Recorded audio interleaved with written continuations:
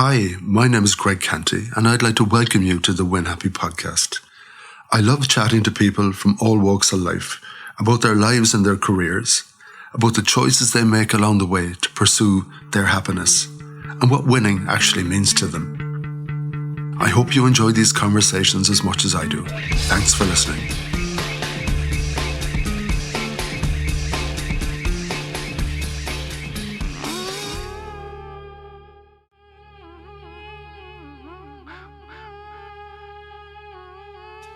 On today's podcast, I chat about theatre director, writer and performer Karen Minihan about many topics including her 2 books, her plays, her theatre directing and her performing. It is one of life's huge miracles that Karen worked as a solicitor for 10 years, and then that moment arrived when she had to embrace who she was and what she needed to be doing with her precious life. She spoke about where she gets her inspiration, how stories come to her, how she develops the characters and how she thrives off the energy that comes from collaboration. She also spoke about her book Extraordinary, Ordinary Women and the sequel More Extraordinary, Ordinary Women. In these books she reveals the untold stories that highlight the significant and yet overlooked contributions of women in West Cork during the Irish War of Independence and the Civil War. Karen is an absolute live wire, brimming with passion, projects, ideas and creativity, and I tried my very best to keep pace with her. Let's hear from Karen.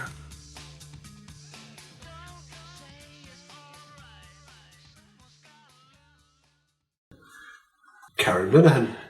Karen Minihan. That's a great start. Minihan? Karen Minihan, yeah. Ooh, people would say Minihan, wouldn't they? Yeah, that's what most people... So we grew up in Clonakilty, and Minihan was what my dad and granddad, I understand, called it.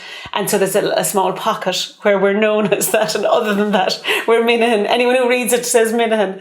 My granddad said that he came from Skibbereen, from Cora, but in fact by 1901, my granddad and his father and their families are in Clon.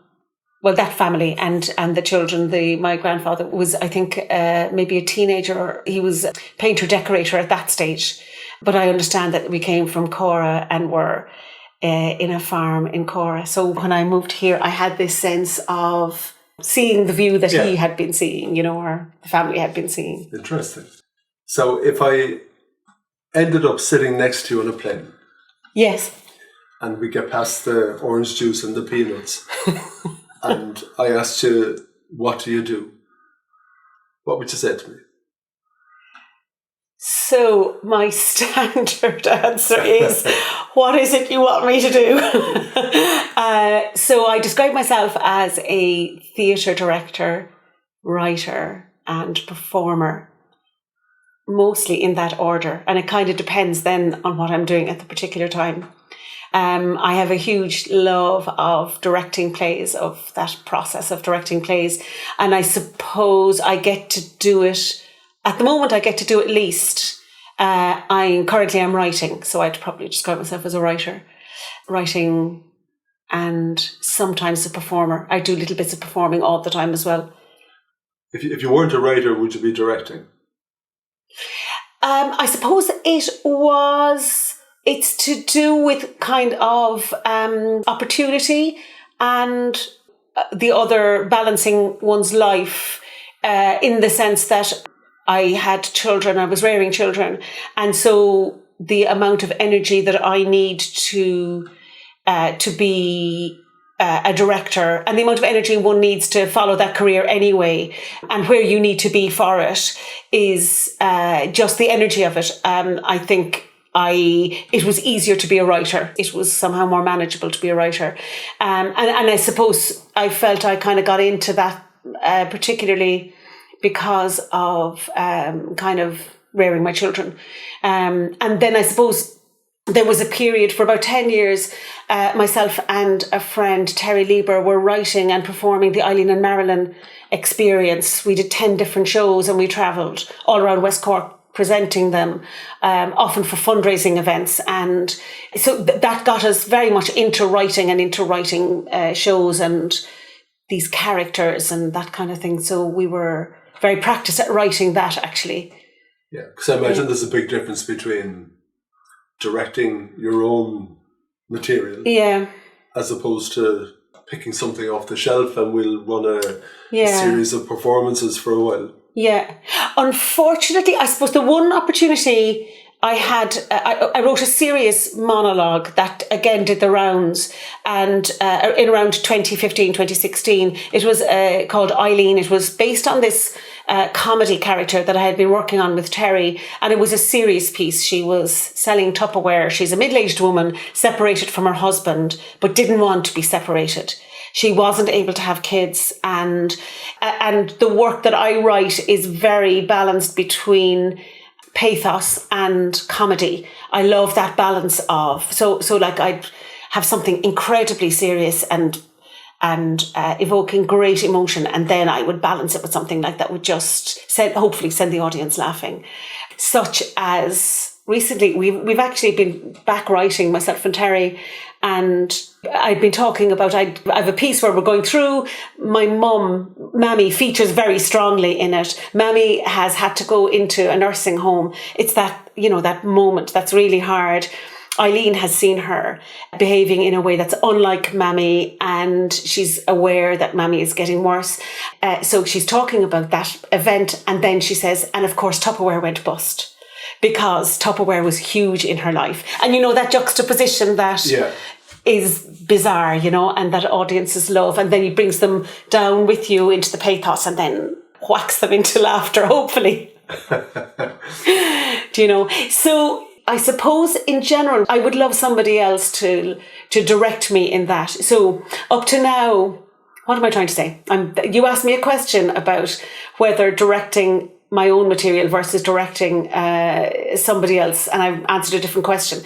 So when you're directing, it's actually a different process. It's almost like your mind is switched off from that into something else. And so you're now looking at this piece as a whole, and you're analysing it, and you're finding the threads of theme that appeal to you, all of them that are in it, that is the potential, the full landscape of what's in it, and then what are the things that you want to highlight within that landscape, because I'm the person that loves seeing the sea, or the sea has to be the big thing, or whatever it might be within that landscape.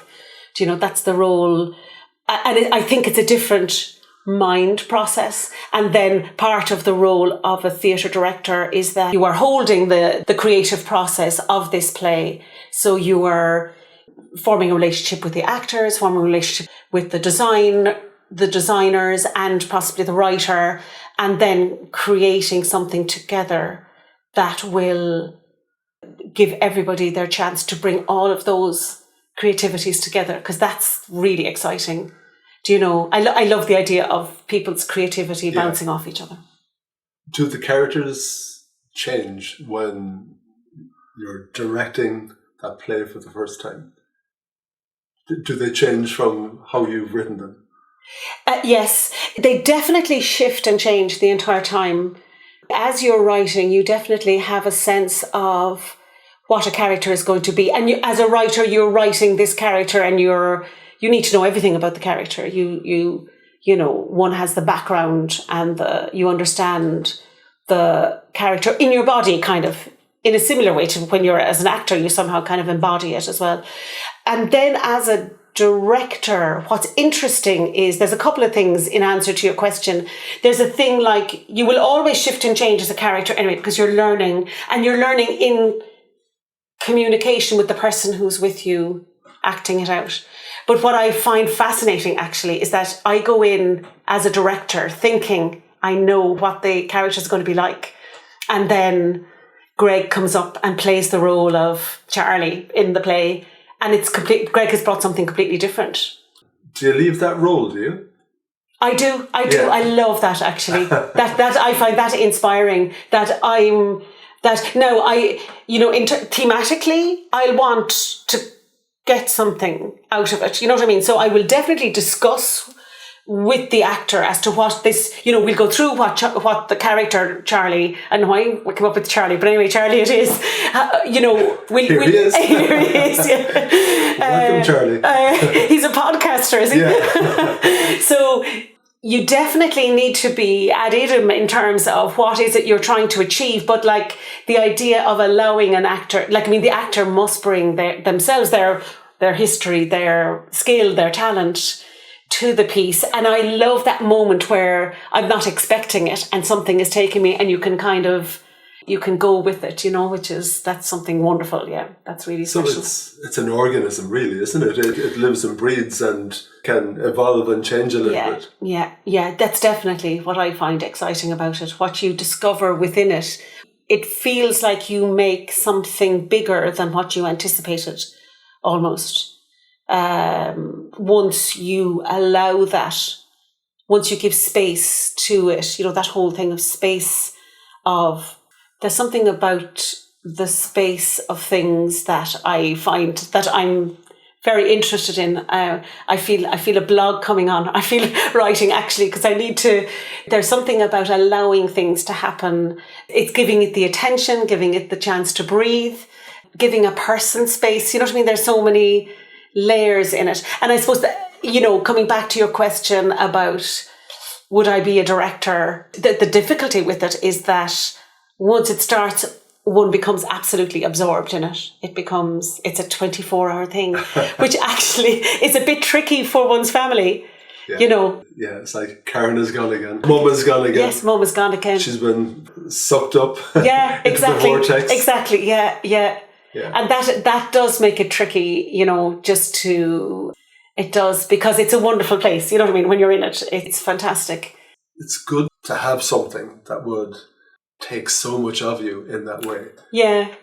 It really is. I'm just thinking, is there anything...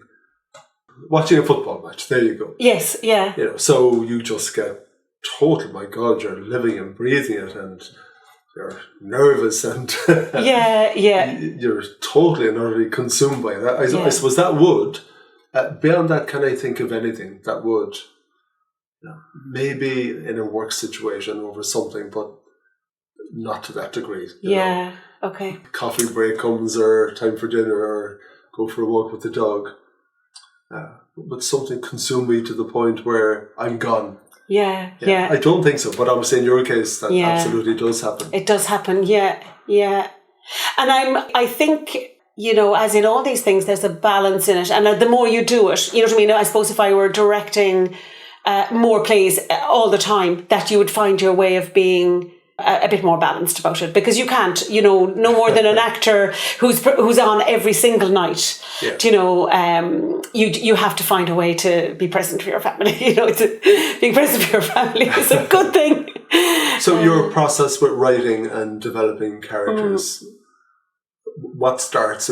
You mentioned you write with someone else. Do you do that all of the time, or sometimes is it just you, or what's your process? Recently, it's been just me, and I suppose I've been on. I suppose my big project for the last number of years has been the Extraordinary Ordinary Women, which has been. I was encouraged to write stories about women that were unrecognised, really, both unrecognised and the ordinary stories of people that might not make the books, that might not make a history book, but that I felt were very important. And part of it was to try and understand myself, what I felt about it. I feel it's an enormous area.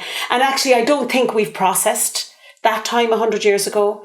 And while we have moved on enormously, and while we have great pride in things and so many things have developed, I think the confidence that we've come through in the last number of years has brought us to a place where we can look back and kind of analyse it in a position of equality, for example, with establishment or the British establishment, So what I'm talking about is I remember my response when a lot of Irish developers were buying up Canary Wharf in London. Do you remember that was a big thing for a while? Yeah.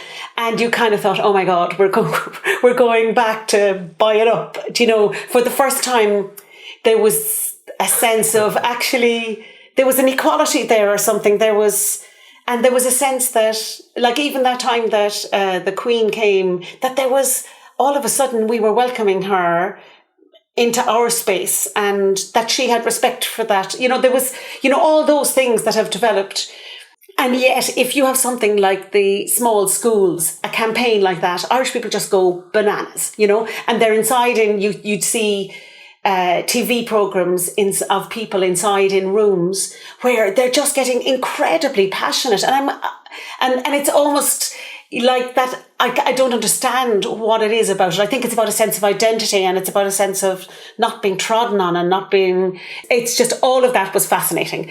So I came then to this Extraordinary Ordinary Women project, which started actually with a friend of mine who told me a story about her great grandfather who was killed by the IRA in Cork as an informer. There was one of the standard kind of messages, spies and informers beware, or one of those kind of messages.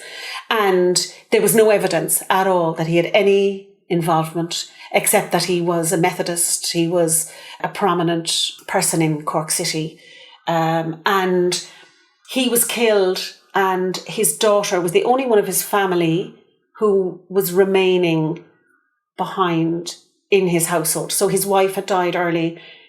His two sons had been killed. One had died of illness, the other fighting in the army.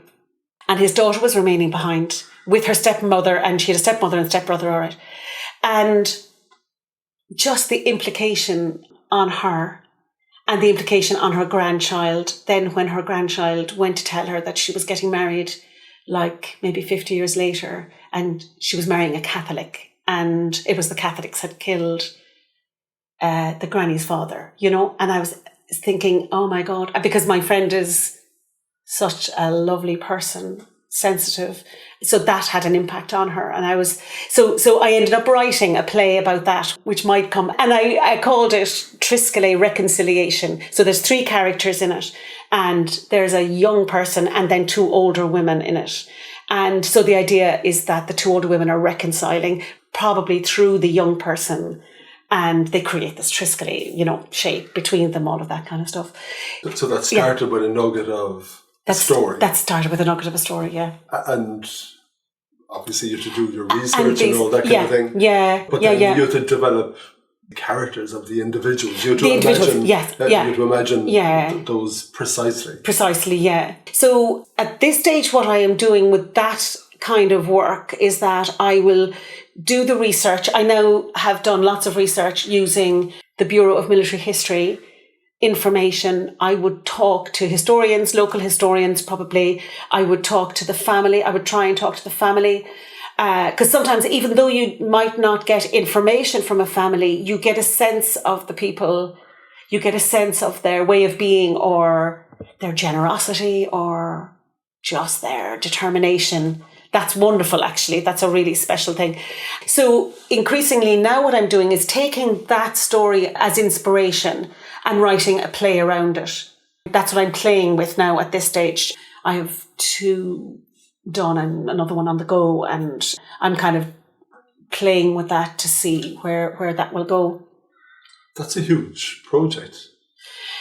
It is huge, because there are, after the initial play, I ended up gathering the stories. I started on the process. Somebody said to me, you need to do this. And I started gathering stories and put a call out. And I said, I'll do a pamphlet.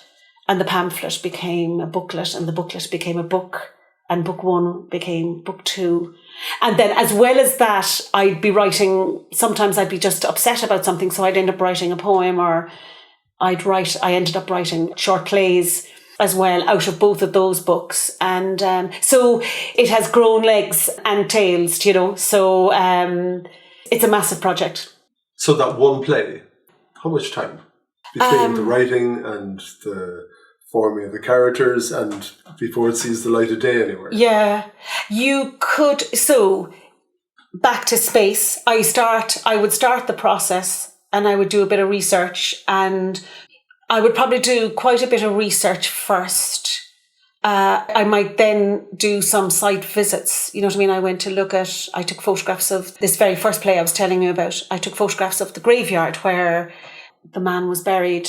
We actually went up to where it had all happened, and we took a little video. I went up with a friend of mine that I was visiting that day, and we actually knocked on the door in the middle of COVID. And the guy thought we were just kind of crazy, I think. So, and then we just backed off completely, saying, look, we'll get the person, the relative, to make contact with you and whatever. But actually, even walking down the walks down on the road, and I'd say the walls are exactly the same as they were. And he was found out on the main road. So we just took a little video of it down. So all of that kind of seeps into there's a kind of an embodiment, you know what I mean, of the work as well, to kind of get a sense of the You could atmosphere. Be that character walking down that. There's a bit of that, yeah. That I suppose you're definitely trying to get a little sense of the experience of it. And the characters, I suppose, particularly when I'm researching them as real people, as opposed to as a character in my imagination, I kind of feel like I know them. I kind of feel like I need to defend them. Yeah. And people keep asking me, who's your favourite one? And I'm kind of thinking, like, choose your favourite child. You know what I mean? You can't be doing that. I presume you have to be very careful, because if you get sucked into an idea, that's it, that's 6 months written off. And you're all in then. Yeah. And there's only so many ideas you can pursue. Of course, yeah. So how do you even shuffle the deck on those stories? You were saying, someone came to you with that story and you pick it up and say, okay, this one has legs, and I'm going to give it something that's very precious, which is my time. My time, yeah. For... When I say 6 months, is that? I would think it probably took 6 months. Yeah, I think it probably took 6 months. Probably a lot of your time and energy in that 6 months. Yeah. Away from other things, I presume. Yeah, and I suppose what happens too is that, like, again, while looking after my kids, if you'd do other things to kind of, sometimes one might get some sort of a grant in order to do it, but often I'd be doing other things to make money. And then I might have maybe a couple of weeks or 3 or 4 weeks or something like that, where you'd have a chance to sit down in front of a computer. And there tends to come a time where I say, actually, I need to write this now. So often I'd have been writing by hand. Sometimes if the mood took me, I would start writing kind of creatively around it or a plan of how I might like it to go. Increasingly, actually, I am finding that I wake up very early in the morning, and that very early headspace is a really creative time where I come up with an idea for a scene or something, and then I need to start writing that down, So there's definitely a mood I get into where I'm in writing mode or creative mode, where I pursue that, and I'm kind of a bit more dedicated to saying I can't go out, or I'm not, I need to sit down in front of the computer and do this writing, or take this time to do it. And at that stage, if I'm walking, it's kind of coming to me, or sometimes when you're driving, the way ideas come. And then you have to stop that for a while as well. There's definitely a time. So I would think all in all, about 6 months, it would definitely take. And that writing process, do you just map out the storyline and then create the dialogue between the characters to fill out the storyline, or how does it work? For me, I would tend to figure out, I like to do a lot of mind maps, and what I do is that I would tend to, so I stick down all the ideas that are coming to me, those kind of early morning ideas, for example, like that, and where that might go, and just the words or sentences or whatever that might be. And then there's a moment where I have to collate all the words. What is it I'm trying to say within this? Everything. And then, like that landscape we were saying, you then refine it into, you group the things together. It's actually the same thing. It's only a nuance of it. And then what are the main themes that you're trying to get across? And I like to have a good few so that you can weave those in a little bit. And then as that's happening, you might start writing out a scene. You might take those early scene ideas and then develop them. And then there comes a moment where you have to kind of go, oh my God, is that the right place for that? Or is that the right place for that?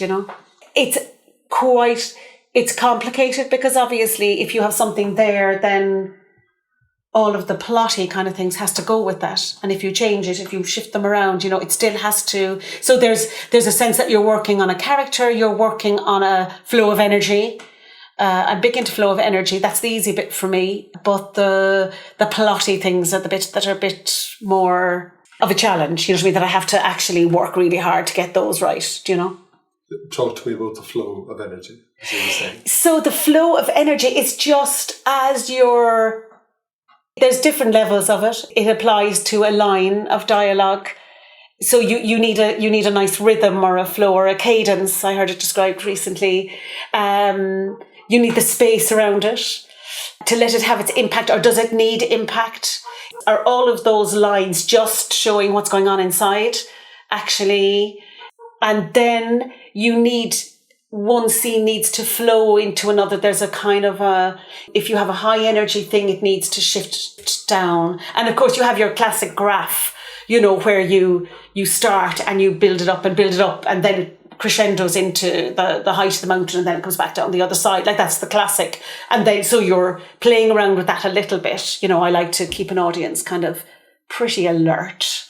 Do you know what I mean? So that you might just, a bit like back to that humour thing again, you know what I mean? Where your pathos down, you know what I mean? Soft, and then bang, So writing the play, it kind of depends on that play about Triskelly reconciliation, which started the process of the women off. That is so tender and sensitive, that your challenge is to create real characters in that. The story itself, I remember having to draw back from the real story, because the real story is just too sad. It's just too sad.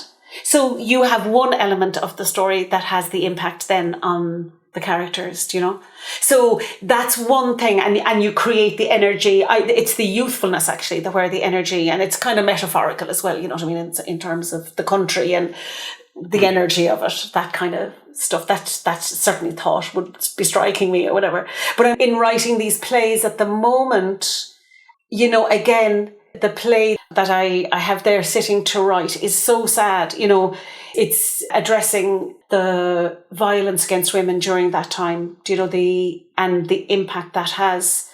So it's how to create, again, something that's, because I tend to do that, something that's life affirming, and within all of it, our connections with people are life affirming, and life is life affirming, so you have to, that's the balance in that. You already have the pathos, Violence against women at that time in Ireland, but of course there's violence against women at this time in many other places. Yes, yeah. And in Ireland as well. I don't know. Let's not fool ourselves, in different pockets. It's still a big thing.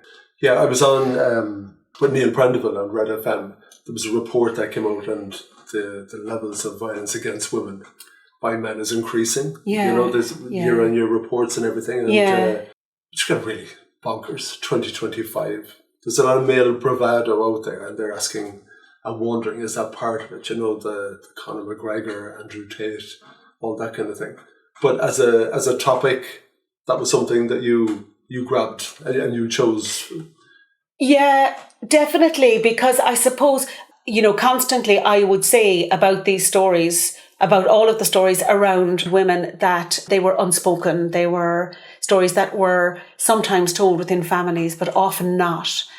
And there was also a sense of people deciding not to tell them in order to protect the next generation, I think, in order to feel like you're moving on. I think it's very complicated, actually. And I suppose in a way I would hope that what I'm doing is trying to understand that a little bit, or to try, because when you don't talk about it, actually it becomes huge in your head. So for example, when I say it's huge in my head, for me growing up in Ireland in the 70s as a kind of a 10-year-old and coming into teens in the late 70s, for example, we didn't sing rebel songs because the rebel songs was associated with the violence. And I would feel very strongly that violence doesn't, I think violence begets violence. So when I was then exploring these women and the Cumann na mBan women and these heroic women, these caring, loving, honourable women, I then had to kind of figure out, okay, so what is my attitude to violence? And what are the things that might have happened to other people, to the people that they were the enemies?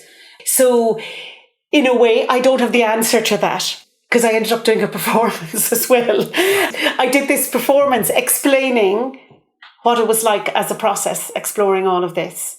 And I ended up saying, I don't have the answer, but all of this positive stuff came out of it.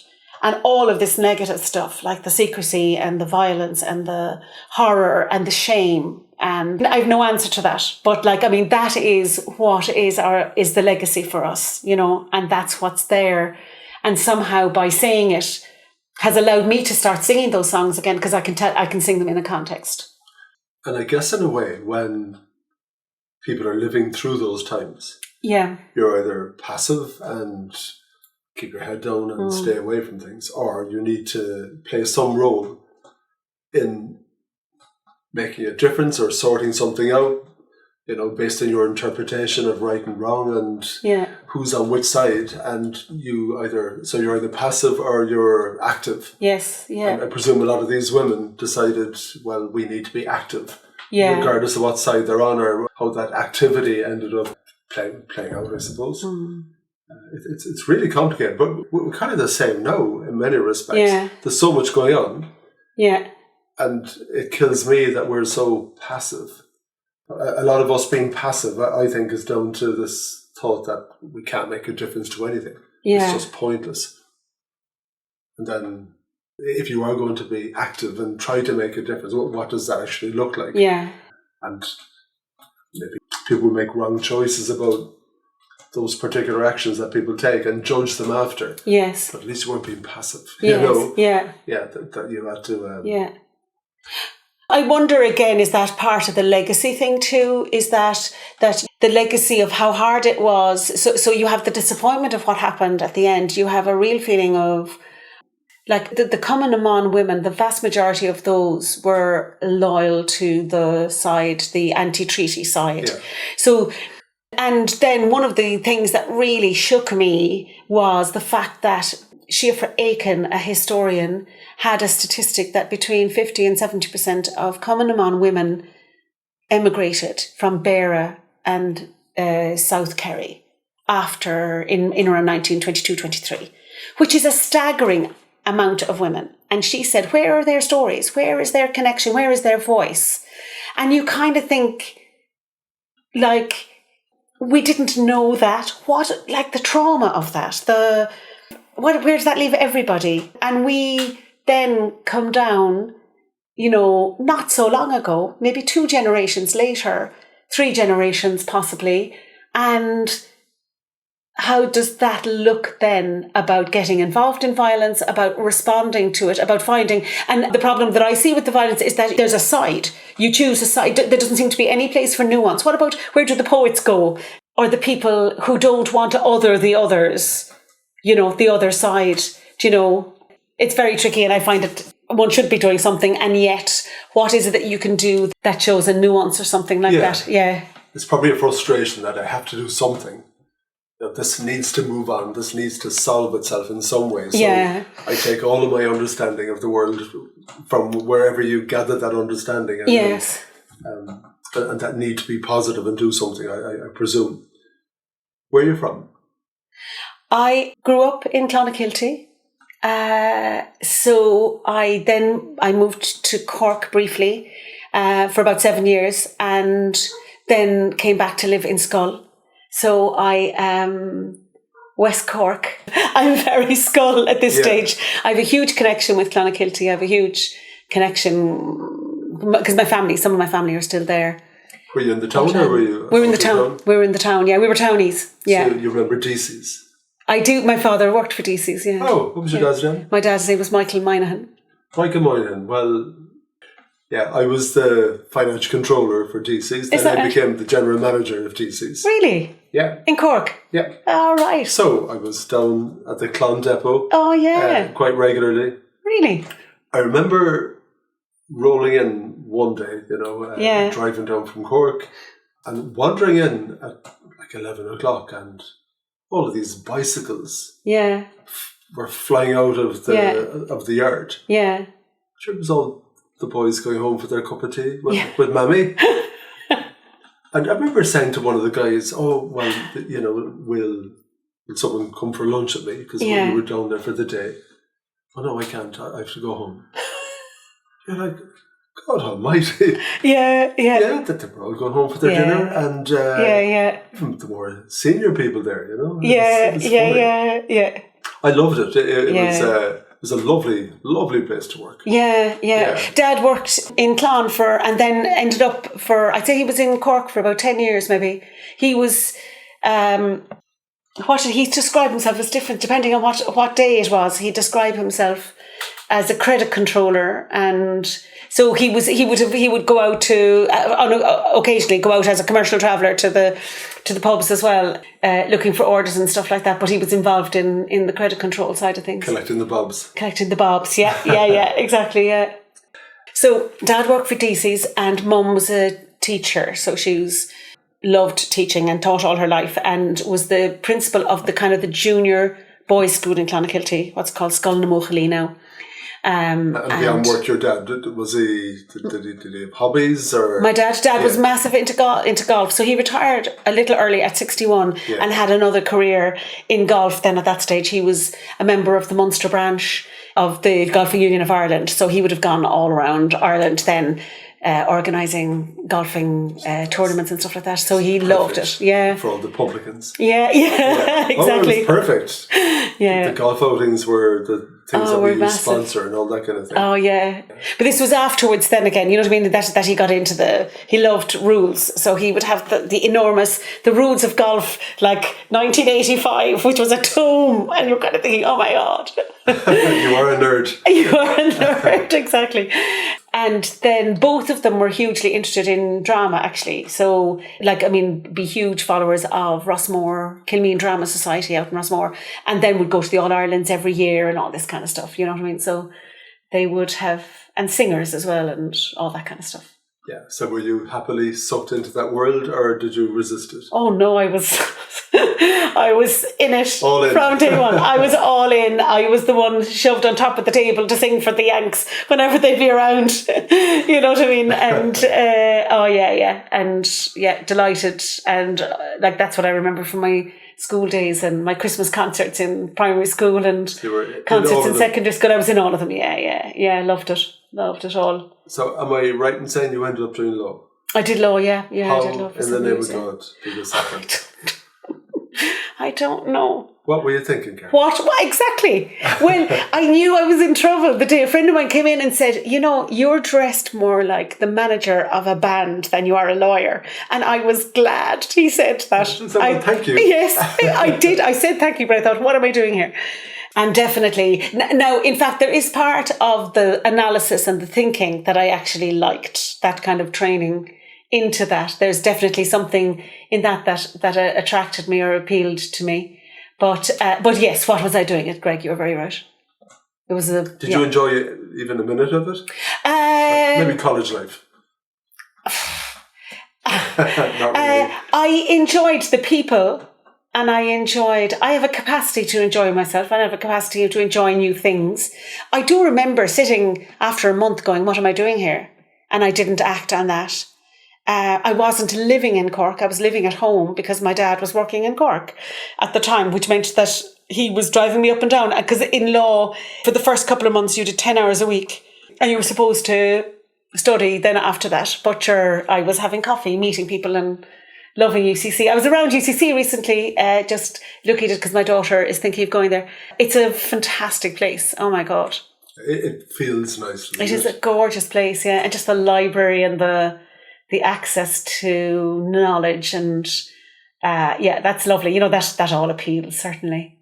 But I was definitely, I might have chosen something else, all right. And to just do your studies and pass your exams and all that kind of thing? I did. I stuck it out. And I actually, so I ended up in a firm that did a lot of, there were Fitzgerald and O'Leary at the time and over on Shandon Street. So it was a fantastic area. Shandon Street was brilliant because you had loads of characters and loads of just action happening over there. And then in the firm, they did a lot of family law and conveyancing. And that's what I ended up doing. I did kind of 50-50 family law and conveyancing. And it was at a time when that was becoming very important, that people were taking family law seriously and charging for it. Accordingly, not just adding it on to the end of a general practice and resenting it. We did it well. That was the idea, is that we did it well, we charged properly for it, and people were glad of it. And then I suppose people's stories, definitely I liked that bit. Because you see some of these films, you can't handle the truth. Yeah. Runaway jury. It wasn't anything like that. No, that it definitely wasn't that. The theatrical side of law. There's definitely a theatre in it. And I remember I was talking even recently about going into the district court was the place I loved, in that you had a judge there. There was a judge there who talked directly to the people, and he would insist on telling them you're entitled to your rights, and he gave them a great hearing. So the place was full of characters, and full of stories, definitely, that was... I remember having this conversation with someone. We've gone to 3 funerals back to back in a very short period of time. And in each case, obviously, we would have had some connection with the person who died or some of the family left behind. And you're immersed in all this sorrow and everything else. And I'm watching the priests. Obviously, you think about the work that I do. And I was thinking to myself, you're event managers. Yeah, yeah. You've got the cast. Yeah. The different characters. Yeah. And you have to do a performance. Yeah. And it runs in a particular way every time. Different members of the cast have different roles. Yeah. And you have to ebb and flow according to them, and how many tears in the room and the circumstances of the poor person who passed away. I suppose in exactly the same way, the courthouse and each case, it's probably the judge in a way is doing a bit of event management as well. Yeah, for sure. For sure, yeah.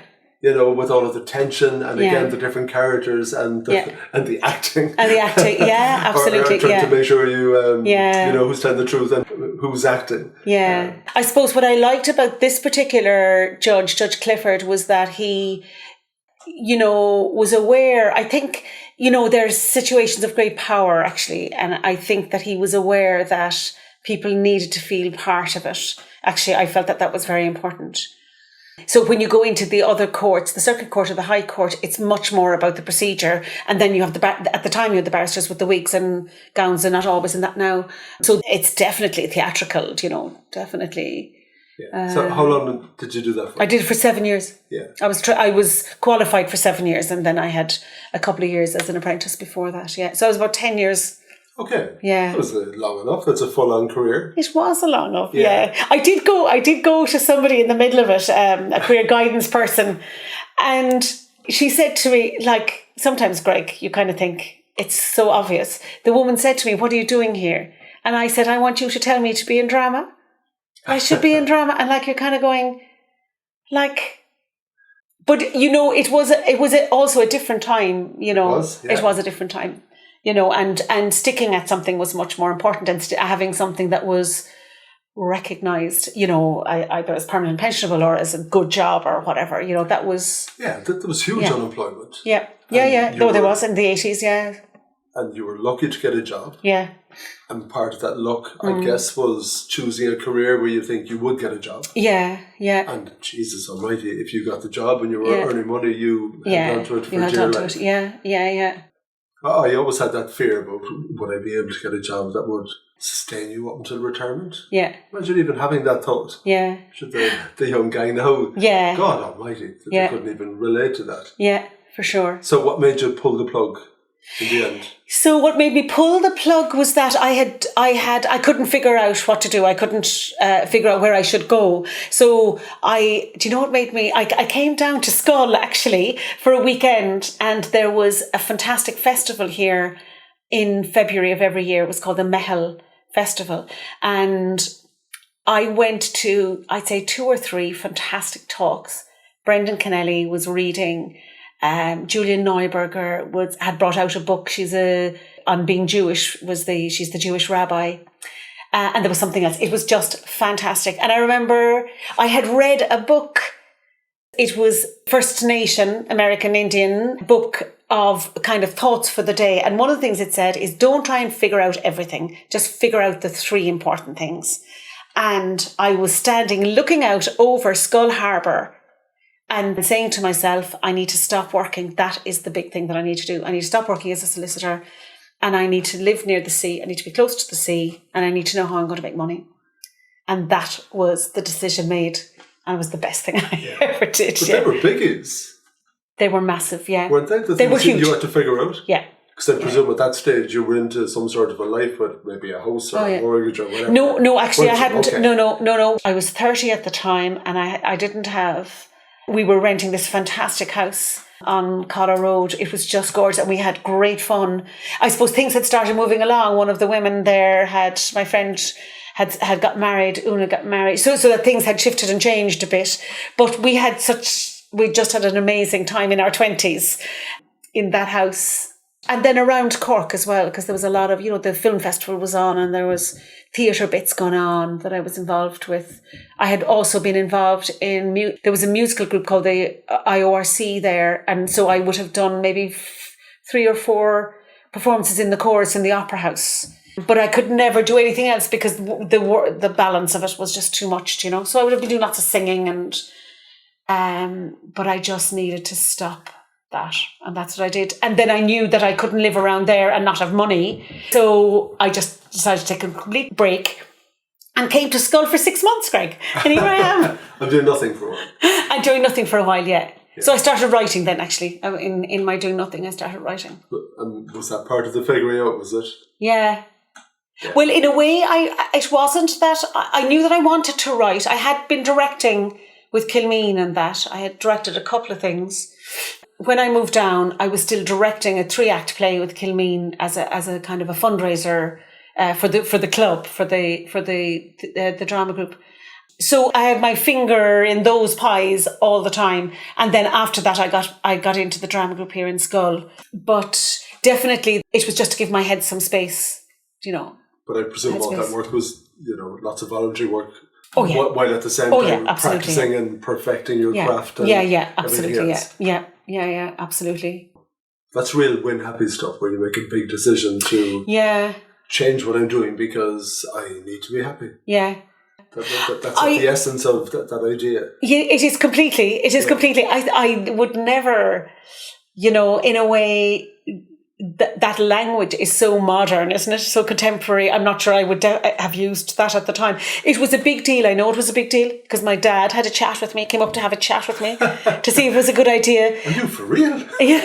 Well, he was so lovely. It was probably worry as well, Karen. Absolutely. That's absolutely. What are you doing? Have you lost your marbles? Yeah. Well, he said to me, I don't like my job. You know what I mean? I didn't. Yeah.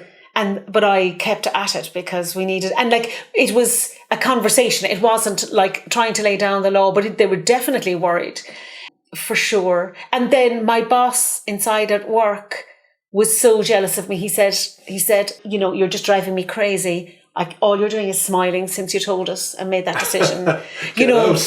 Like all the things that when somebody in your milieu kind of takes a big decision and it actually affects you as well, that it was definitely affecting other people or where they were, or their decisions and whatever. So it was massive. But with all of these things, you kind of think you know what you're doing and you have a plan and all of that. But like so much of it is that I needed to stop and I stopped doing that, Yeah. In my case, when I packed up, it wasn't very rational and there wasn't a huge plan with a big safety net in it at all. But I think it was the only thing I could do by the time I got to that place. It was something I just had to do. I was done. Literally, I can't continue again anymore. Yeah. It was done. Yeah. And I'm kind of glad that it wasn't like we had been so busy at times, or I had taken on so much at work, in the work part of it, stuff that you don't need to take on, but you don't know actually until later, that actually, there was a part where your mental health, now you'd be talking about mental health actually, and that wasn't even invented. No, it wasn't. It wasn't really. No. Yeah. No. I remember, can I tell you, the group of people that I worked with were absolutely lovely, decent people, interesting, decent, lovely people. But one of the lads there, I remember Noel saying about, just coming back to the point about lads, is that he said at that stage that he reckoned that we needed to address young men, the development of young men and how young men were behaving in society. Now I'm out of that job 30 years. And I remember thinking, oh my God, women are just about getting themselves together. Like, I mean, that's something that you need to see after, kind of. But when you see what has happened with Andrew Tate and all of that, you kind of think, oh my God, he was right, actually, back 35 years ago. So turning all of that into something that would make money for you. How did you figure that part out? To a great extent, I just did it, really. I suppose I started to write and I just went ahead with the writing, really. And in between... When you said the writing, what were you writing? The first thing that I wrote, that I produced of my own work, was a piece called Amour, which had been a story that I had learnt in secondary school in French from Guy de Maupassant. And I wanted to create a play out of it. So in the meantime, I was kind of doing voluntary work, and I was earning a living by doing, working in a hostel, working in pubs, that kind of work. Odd jobs, keep yourself going. Odd jobs, keep yourself going, exactly, yeah. And then in the meantime... the solicitor's office. Yes, exactly, yeah. And then all of a sudden you're meeting people who are like-minded, and you're chatting to people about art and about writing. And I remember sitting in the hotel at one stage and somebody saying... We were talking about The English Patient and Ralph Fiennes, who was in it at the time. And somebody had bought me the book, the history book that's mentioned, Herodotus mentioned in it. And one of the men was studying Herodotus in college, and the other woman knew Ralph Fiennes' mother because they had lived in this area. And I thought, I've died and gone to heaven, you know what I mean? This is what I'm talking about on a Monday morning. So all along, there was a certain amount of making ends meet and then writing then separately to that. As well as kind of once I had stopped doing the pub work, actually, the guy who mentioned to me about doing the women recently is a guy called Dan Riley. So Dan Riley, I knew from before. So it was coming up to the year 2000 and Dan decided that Skull should doing something fantastic for that time. And that was the next step, actually, was we did 3 years of a project called Sorcha Skullfuire. Dan had been involved in Crack na Cuilta, which was a spin-off from Machnus. And we ended up doing a massive event for the millennium. And so that we got a little bit of funding for that. And we had artists below in a converted coal shed. And we had 60 people, I think, on the street. We had people on stilts and we had big characters. Were you here for that? Did you see it? No. No. Oh my God. So that was kind of the beginning. That was the big announcement into the Skull and what was happening in Skull.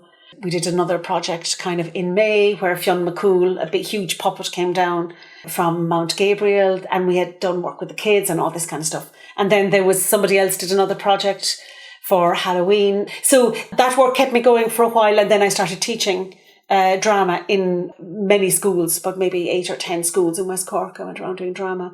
And meanwhile, I'd be doing bits of writing. And then I produced the first play in around 2003. I started directing the plays kind of more seriously and trying to get that's when play acting theatre came alive.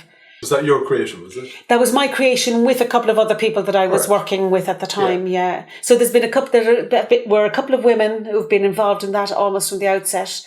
There was Julia Zager has been involved in designing. She's an artist, a textile artist, and she's done all the designs. There was Alan Fenn, who was a visual artist locally, who was involved in the collective. You know, she was one of these people who was pushing the ideas around and then would do whatever was necessary to be done. Either she was fantastic on production, but she was actually a fantastic painter as well.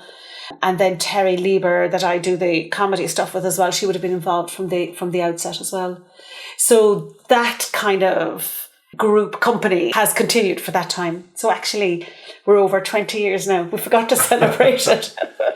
Never too late. Never too late, exactly, yeah. And that was from a piece that I had started writing when I came first on a Moor. And yeah, that was kind of nice. Terry and a couple of other actors. Yeah. So in a way, the second you gave everything a little bit of space, Yeah. It started with the writing and the time to hang around the pubs and, yes, as you say, but you need to leave yourself open for things, don't you? For sure, yeah. Yeah, for keep sure, your head up and the opportunities will come your way in a funny sort of a way. Yeah. And what I love what you said as well, of course you didn't have it figured out the first minute. Yeah, yeah. And it's just one thing after the other. Yeah, Before you know it, you're...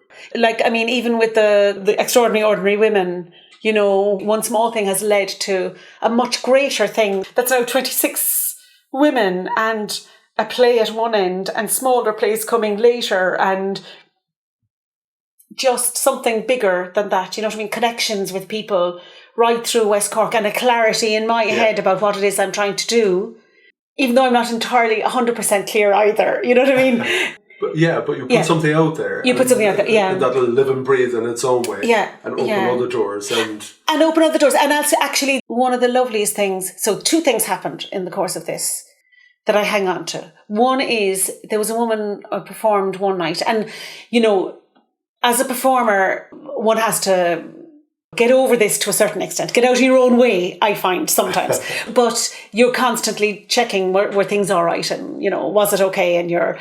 And that often happens as a performer particularly. But this one woman who I happened to speak to at the very end of the night was there. She was waiting for her daughter. I mightn't have spoken to her, but she was waiting for her daughter to clean up in the kitchen. And she said, "You led us by the hand and you took us on this journey through it." And I thought, oh my God, if I could, that's all I need to know, you know. And in fact, as I'm writing this, I'm even getting emotional telling you, as I'm writing this play currently, that's what I wrote on top of it. That if you can somehow, you know, when you're doubting, because like the doubt is a huge part of it and the torture of it. I don't know if in this creative process you find it tortuous, but I find it tortuous sometimes. You just kind of think that brings me back to just, you know, lean into that and that's it. And the second thing is that there was a young student last year, Leaving Cert student, who took the book as an inspiration for her Leaving Cert project. And you kind of think, that's the point. The point is to think that women they're seeing the value in the stories, you know what I mean? That, you know, I see a huge part of that as me honouring the stories, you know, and I find a responsibility with it actually.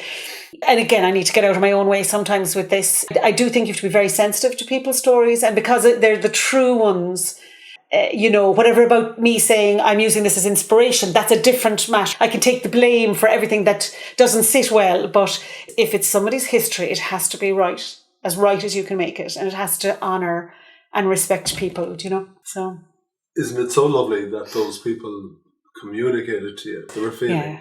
Yeah. And I think a lot of the times you go to a performance or you read something and you keep that little bit of feedback to yourself. Yeah. And we get a bit embarrassed. You know, you've gone to see a band and they were brilliant, but you just walk out the back and you decide to say nothing, or you've seen a performance. You should take the time to express what you're feeling. Go up to the actor or the guys in the band or the director and communicate what it meant to you, shouldn't you? Because that's fuel for you, isn't it? That's fuel. Oh my God, yeah. Yeah. And like sometimes it's not even the words. Like those words actually were really important, but it was her attention actually as well. It was sometimes, you know, from the way someone looks at you, you know what I mean? You know that you have communicated their... exactly, That's amazing. Yeah.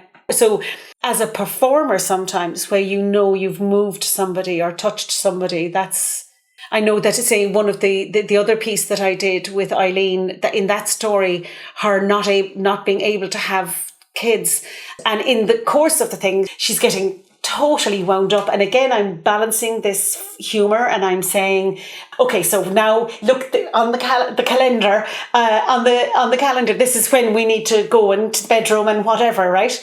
And she ends up in such a frazzle. The husband is saying, stop, you know, and she whacks him, and that's the end of their marriage, you know. And I know that moved people as well, you know what I mean? I know that people came up to me and said that you were telling my story, or I've heard of somebody else who made an effort to go and find a grave afterwards. You know what I mean? And those they're pretty special to hear, for sure, yeah. It's bigger than where you started off, isn't it? Yeah, for sure, yeah. For sure, yeah. So, your favourite characters out of the 24? Give me one or two. Oh my God. Okay, I will tell you about the woman that we came across recently. So Kathleen O'Connell was a woman in Ballydehop, on the main street of Ballydehop, and I couldn't find out anything about her. So I asked various people who are kind of stalwarts of the main street, and nobody had heard about her. And I found out in the pub at a festival that this man arrived in, and somebody said he's the one to ask. So he remembered her dad being taken out of the top floor of the building when he was a young lad of about 5 or 6.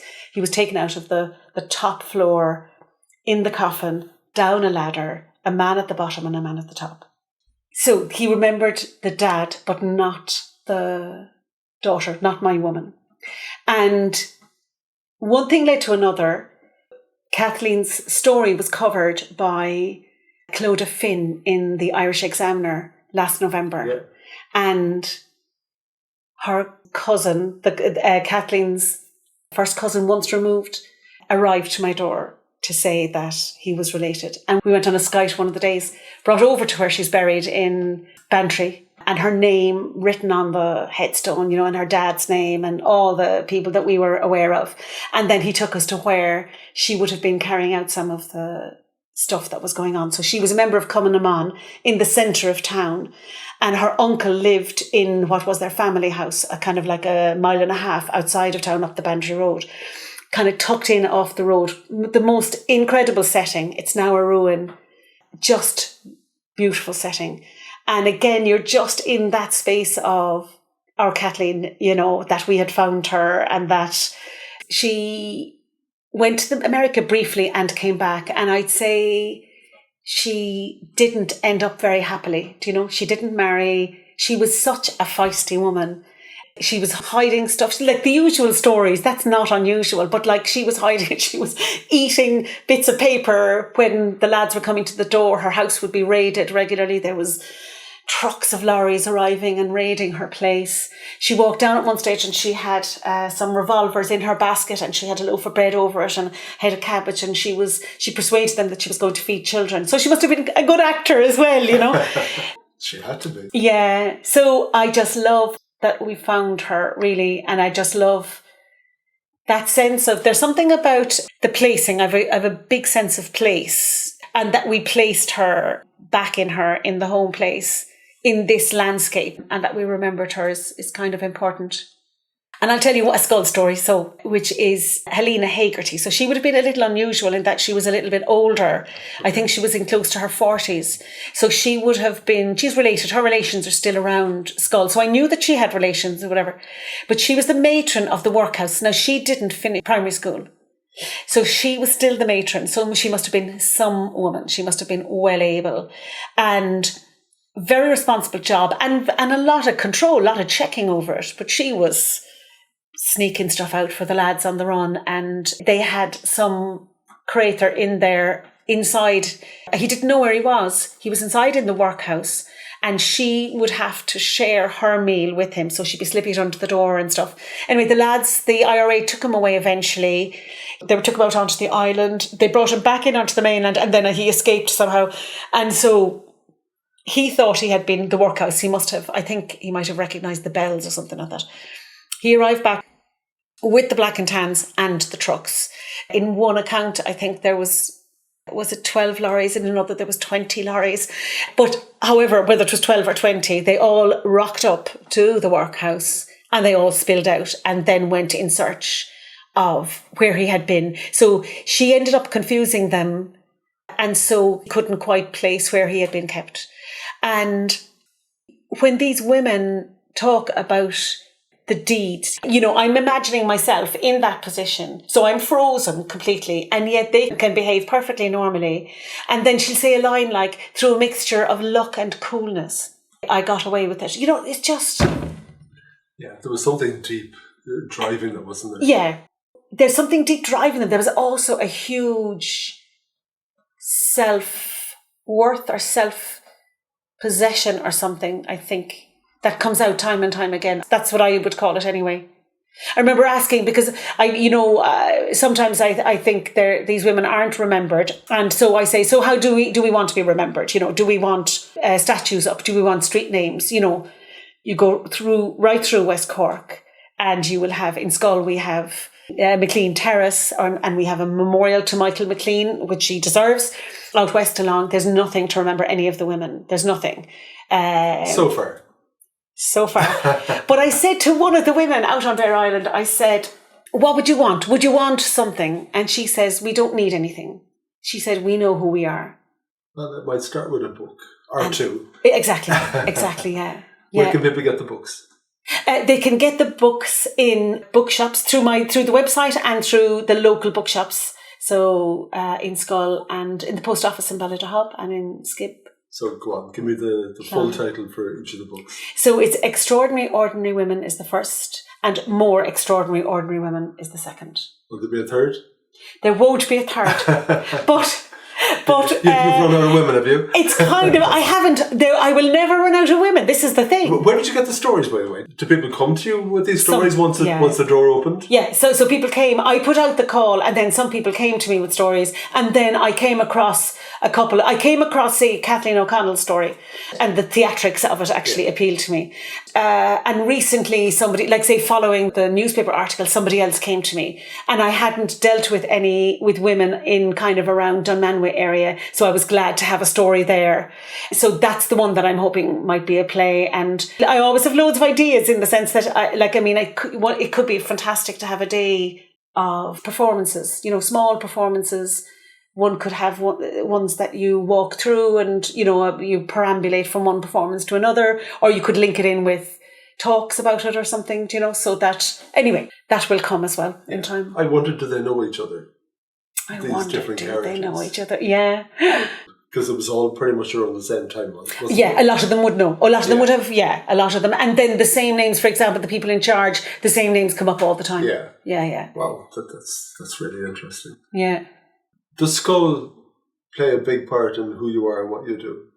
Yes, a huge part, really, yeah. Again, even the landscape of it, there's, in a sense of place, I just love this area. I love Schull. I love... Like a lot of people, when they hear the place Schull, they think of fancy down, people coming down with their boats during the summer. It's a bit of a snooty place. Yeah. That's not your Schull, is it? That's not my Schull at all. Like, Schull is, what I find is that it's just full of artists, and creative people and people who don't see themselves as creative, but who are, like, there's a community here. There's a really strong community here. And I suppose I'm here 30 years now, so I feel like I've done projects within the community as well. So I feel that I'm enmeshed with the community. I would feel that I am part of this community. And, when things were tricky for me, we've had ups and downs, and the community have been wonderful to me. So that is huge. So I feel my feet are on the ground here. I feel, the part of Schull I know is the real part. I'd have contact with people who are huge volunteers here, who are invested in the town. And then you have that incredible, group of people who are very creative, who are incredibly supportive, that you can call on and you can get things done here. You know what I mean? That support, when you go other places and people feel more isolated, it seems more isolated, whereas I can say, whatever you want now, I can find it. You know what I mean? We can organise that, or we'll get somebody to volunteer, or somebody to, that's a wonderful thing. And then the amount of artists just being hanging around artists, and call a meeting of artists, say once a week. And we would just sit around, and I didn't know what I was doing. This is a recurring theme, Craig, isn't it? And it seems to work for you. And I know what I'm doing, and I don't at the same time, but there's something about sitting and the openness, that thing that you call about the conversation. For me, my creativity works in connection with other people. And that openness creates a stimulation that moves me along in whatever I'm doing. And sometimes I end up working with the people. And sometimes it's just a stimulation, or that I inspire you and you inspire me. You know what I mean? And I just love how all of that works. You know, a couple of us would have loved to have a centre at one stage where we would have something a bit more focused, where it would be that invitation. And for me, it's about opening that door, putting out the sign and opening the door so people know they can come and say either, what do you think of this? Or I'd love to talk through this with you, or I'm starting for the first time. You know, that kind of stuff is. What do you call that? Your creative collaboration, was it? Collective creativity. Collective creativity. Yeah. I think that's part of that. I suppose the collective creativity I see when I'm deep in something, actually, when you're working on a project and where you have that flow of energy, back to the flow of energy that it's going, and that you have that inspiration and that. And, you know, sometimes that means it's a bit clunky, and it can be one of my favourite things in the middle of every rehearsal. I look for a moment where I get a feeling of inspiration or just, and like that. How can you explain that? Like, that sounds like but bizarre. It's a real thing, and you recognise it when it happens. It's not like it's happening now. Yeah. And once I have that, I kind of think, okay, that's it. Sometimes it makes me jump up and down and go, yes. Yeah. You know what I mean? And sometimes I kind of go, okay, so I can let the rehearsal, you know, that's what I'm searching for in the rehearsal, and I don't need to push anything else after that. Yeah. You know? But that moment has arrived when everyone gets it. Or what's happiness to you? What's happiness to me? Yeah. I think happiness to me is lots of things. I suppose in that happiness is being contented. Sometimes I jump out searching, you know what I mean? I've a kind of a sparky way of being. And so I would have to work at just, meditating, getting my feet on the ground, appreciating things, you know, being aware. So it can be sitting looking out onto Skull Harbour, or I would work towards the gratitude thing. I was saying to my daughter today, we went for a swim and we were walking kind of slowly back up from the swim. I needed to do something, but I didn't have to rush, and it was sunny, and it was that lush summer day, and hardship.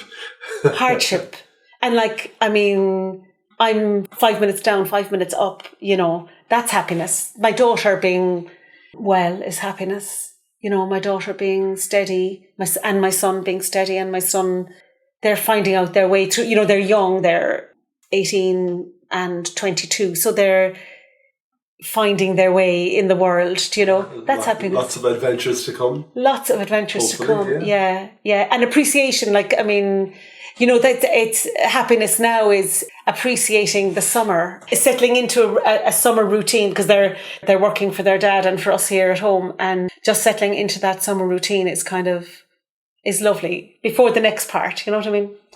So. And what's winning for you? Winning. Oh, what is winning? Winning is winning is, I suppose, working at theatre, in terms of the feeling of satisfaction and the feeling of absolute. I think I explore a lot. So if I get a chance to do that theatrical work, and there's just an enormous sense of, that to me is winning, yeah.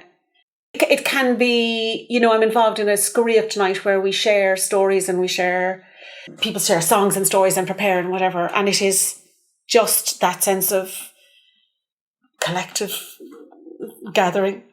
I think some of my neighbours have gone to that night, and none of them can pronounce it. Yes. Yeah, one of the ladies, well, she's here a long time, but she was from Liverpool. I spent a lot of time in Liverpool. And it was English neighbours with Irish roots, and they went along, they had a great time. Yeah. But that they were all convinced they knew how to pronounce it. I was like, no, that's wrong. The rest of it totally different.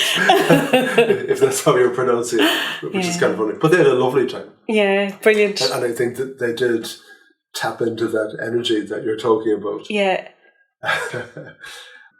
There is part of me, like, I mean, I've always had to work separately to make money, to financially. Yeah. And somehow there's something about when you say about winning, there's a bit of that I'd like that to be a bit more easy. But is that winning for me or this is the thing. Yeah. Winning is how you define it. Yeah. Now, there's the practical side of winning as well. Yes. But that's why I like to put the winning and happy together. Yes. A lot of people are punching it out, but they might be winning, but they're not very happy. Yes, yeah, of course. And then again, that's not winning at all in my book. Yeah. Or what is success? That's the way I would frame it. Yeah, exactly. What is success? Because it's completely different to one person over another, you know. One last question for you. It's a very easy one. Okay, good. Yeah, simple out. Yeah. What was your best day ever? Oh my God. There you go. What was my best day ever? What was my best day ever? I'm thinking my kids being born was pretty spectacular. I think I'd have to go with that. Would you? Yeah. My kids being born is just like unbelievably profound. Yeah, just So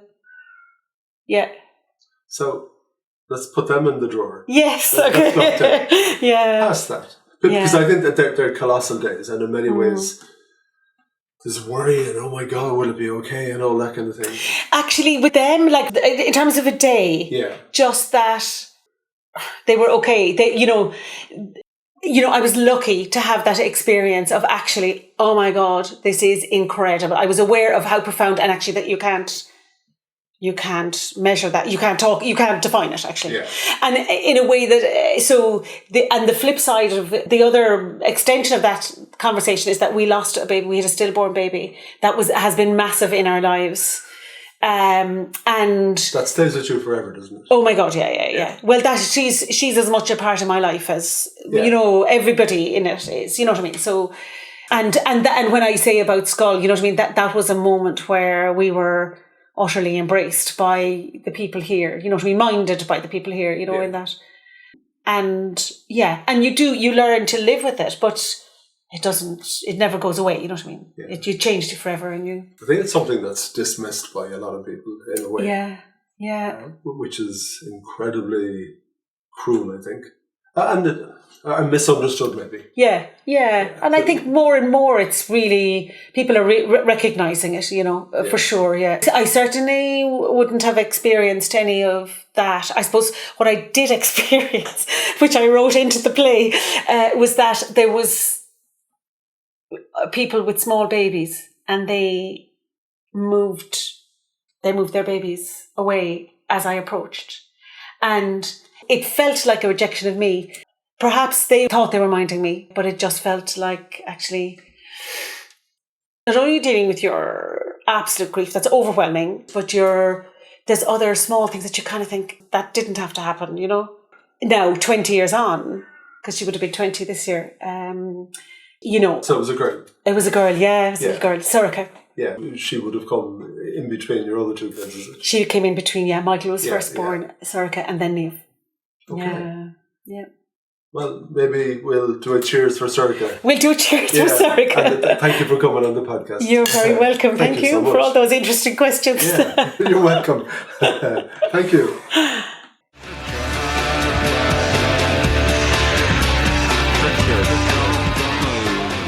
Thank you for listening to the Win Happy podcast, which has been brought to you by Fusion Communications. If you'd like to get in touch, feel free to send me an email at greg@fusion.ie. So until next time, take it easy.